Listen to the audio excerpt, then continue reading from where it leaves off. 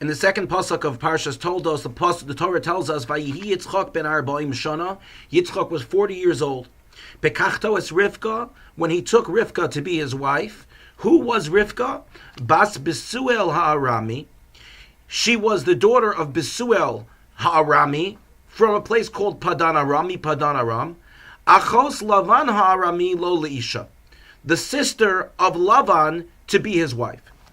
The obvious question here is raised by Rashi, and that is, we spent an entire parsha, almost an entire parsha, last week in Parshas Chayei Sarah, describing the mission and the entire story and drama of Eliezer going to Padan Aram in order to find Rivka, being able to convince Besuel and Lavan to allow Rivka to come and become Yitzchak's wife. And now the Torah finds the need to again tell us who Rivka was. Why is that necessary? We already know who she was.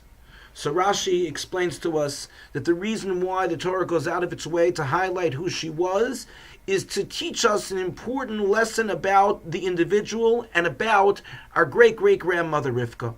And that is, Rashi says, that the reason why it's repeated is because even though she was the daughter of Besuel, who was considered to be a rasha, was considered to be an evil person, even though she was the sister of Lavan, who we know and we haven't heard the end of yet, was an evil person, and even though she lived in a place where there were many Rishayim, many evil people in Padan Aram, nevertheless, she herself was able to become a tzaddikus. She was able to become a righteous person. And so what we learn from Rashi is that every individual has the capability of becoming someone that is great. That our environment can impact us in negative ways, but at the same time, we have the ability to overcome the challenges of the environment in which we grow up. That here Rivka, even from her early years, was able to make herself very different than the rest of the girls who lived in Haran, than the rest of the girls who were in her neighborhood, who must have been people who were old enough to be her friends. She was surrounded by evil on all sides, but she was able to overcome the challenges of her environment. The impact of our environment is very strong upon us in our own development of personality from a young age, as we grow into adults, and even through our adult years, the relationships that we build and the impact that the surrounding environment has on those relationships and on who we become and how we change over the years, because all of us change in some way.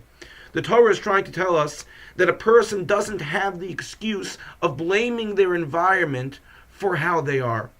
Rather, a person needs to look at Rivka and recognize that despite all of the negative influences that can be around us, we have the ability within us to rise up and to influence everyone who's around us, or just for us to work on ourselves and becoming who we really know that we can be without letting the people around us pull us down. There's no question that if a person is living in a toxic environment, they need to do everything that they can to take themselves out of that environment. Rivka understood, even at that young age, that the environment wasn't good for her, and she said, okay, I'm going to marry Yitzchak, I'm leaving this area. But sometimes we don't have the ability to leave a given area. Sometimes we don't have the ability to get out of the toxic environment that we're in. Sometimes it's impossible for us.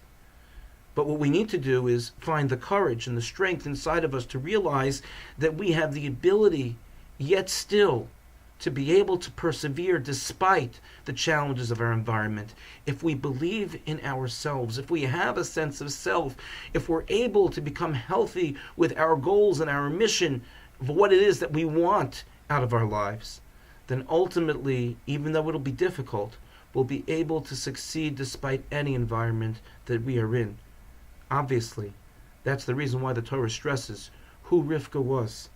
That despite who her brother was, and despite who her father was, and despite her neighborhood, she ended up becoming the matriarch of our people. Thank you for listening, and have a good Shabbos.